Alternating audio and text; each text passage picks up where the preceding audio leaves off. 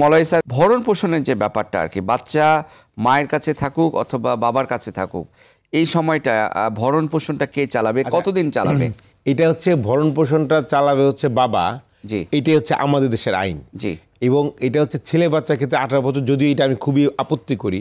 Right, যে ছেলে বাচ্চা আসলে চাকরি হওয়া পর্যন্ত চালানো উচিত, মানে সরি, তার শিক্ষা পর্যন্ত হওয়া উচিত। আর মেয়েদের হচ্ছে বিয়ে পর্যন্ত। এটা হচ্ছে আমাদের দেশের আইন। এটা আমরা জেনে রাখি। মানে ছেলের জন্য হচ্ছে 18 বছর, আর মেয়ে হচ্ছে বিয়ে হওয়া পর্যন্ত।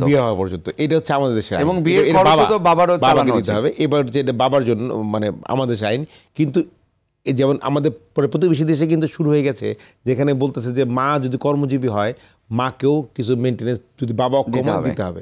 তো সুতরাং আমার কাছে যেটা মনে হয়, যেমন আমরা যে কথাটা বললাম, আমাদের বোনরা কিন্তু এম্পাওয়ার্ড হয়ে গেছে। সুতরাং এখানে তো সময় এসছে তারাও কিছু কন্ট্রিবিউট করুক। তাহলে কি হবে? তাহলে অধিকার, কর্তব্য, দায়িত্ব, অধিকারের সঙ্গে কর্তব্য কিন্তু জড়িত। আর আমি একটু লাস্টে, যেহেতু আপনি বললেন, আধা মিনিটে শেষ করি।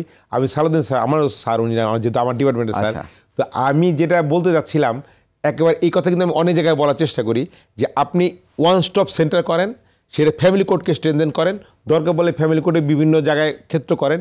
ওইখানে এসে তারা যেন তালাক দিবে, যদি যারা তালাক দিতে চায় তারা যেন অ্যাপিয়ার করে, সেখানে বাচ্চার কাস্টডি ঠিক হবে, তারা সেখানে হচ্ছে দেনমোহর ঠিক হবে, মেনটেন্স ঠিক হবে। এবং ওইখানে অবশ্যই এখন ফ্যামিলি কাউন্সিলর ঢাকা শহরে প্রচুর, ঢাকার বাইরেও আছে যারা কাউন্সিলিং নিয়ে কাজ করে, তাদেরকে এনগেজ করতে হবে। তাহলে কি হবে? আমি চ্যালেঞ্জ করে বলছি আপনাকে, কাউন্সিলিংকে একটু শক্তিশালী করলে 50% তালাক শেষ হয়ে যাবে।